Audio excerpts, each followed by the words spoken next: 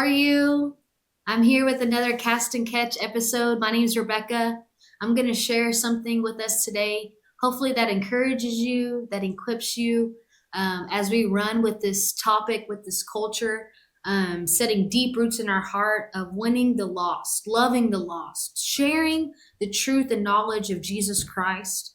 So, I'm going to read a verse to you and share a simple truth that we know, but something to help remind us of who we are. Okay. So I'm going to read out of Luke 14, starting in verse 27. It says, "And if you do not carry your own cross and follow me, you cannot be my disciple. Don't begin until you count the cost. For who would begin construction of a building without first calculating the cost to see if there's enough money to finish it?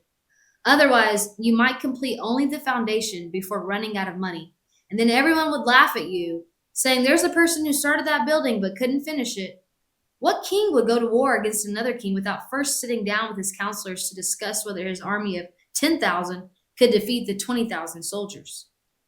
And if he can't, he will send a delegation to discuss terms of peace. So you cannot become my disciple without giving up everything you own. Salt is good for seasoning, but if it loses its flavor, how do you make it salty again? Flavorless salt is good neither for the soil nor for the manure pile. It is thrown away.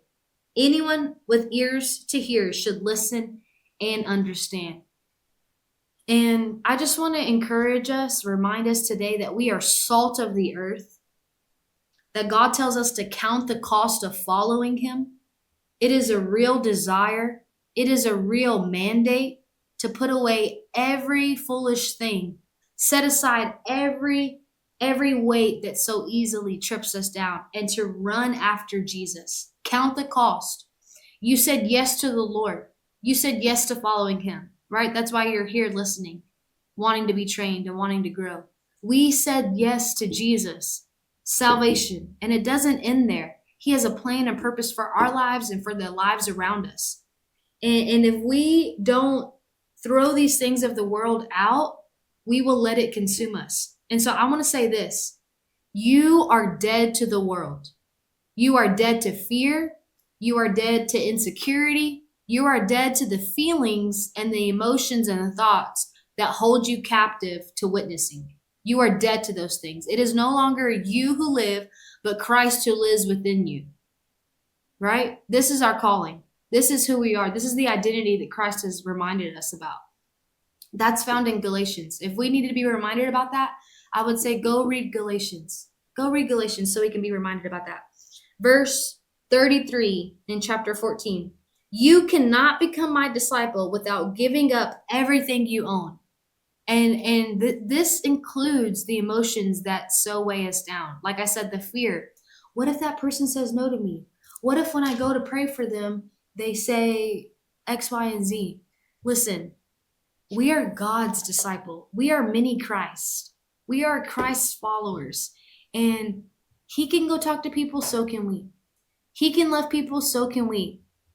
He can extend a hand, so can we. He can give, so can we. We are his disciples, and we don't make the rules. We don't make the terms of the agreement. Yet the Lord has already set them for us, and his ways are better, and he knows us way better than we know ourselves. So today, let's try not to make excuses. Let's not try to get out of when the Lord calls us higher, when the Lord brings a situation, a connection into our midst. Let's not get out of those things, but let us run towards it, because we are his disciple, and because he's training us, because he's with us, and he is on our side, and he loves that person in front of you way more than you ever could. That is his son, his daughter, and his thoughts about that person are right and true. And our job is to follow him and to say, "Lord, give me what you think about that person. Give me the thoughts about that person." I want to say this: you are dead to the world. You are dead to the world, and everything that you own belongs to him. Our life is not our own. What good does it profit a man to gain the whole world but lose his soul? Right? There's no profit in that. And so we willingly abandon all of life's achievements or success to follow what God has called us to do. And that what God has called us to do is the ministry of reconciliation, reconciling people back to the Father. You're grabbing their hand, pulling their hand up, and you're reaching on the Lord, calling on the Lord, pulling his hand down, and you're connecting the two. So that way they can hold hands and be together again. That's reconciliation. You're reconciling the people around you to the Father, back to the Lord, back to their safety, their refuge. That's what we're called to do. And one way that we can do that is by remembering we are dead to the world. We are dead to what the world says about us, what the world has tried to claim over us. Fear cannot have me. Fear cannot own me. And I walk by faith, not by sight. So I hope that encourages you today. Try it today when you're out. Don't let fear stop you from being obedient to God. Way easier said than done, but let's do it together. Let's try it. And we will hear testimonies and stories galore. There'll be so many more times of texting each other and saying, "Hey, guess what I did?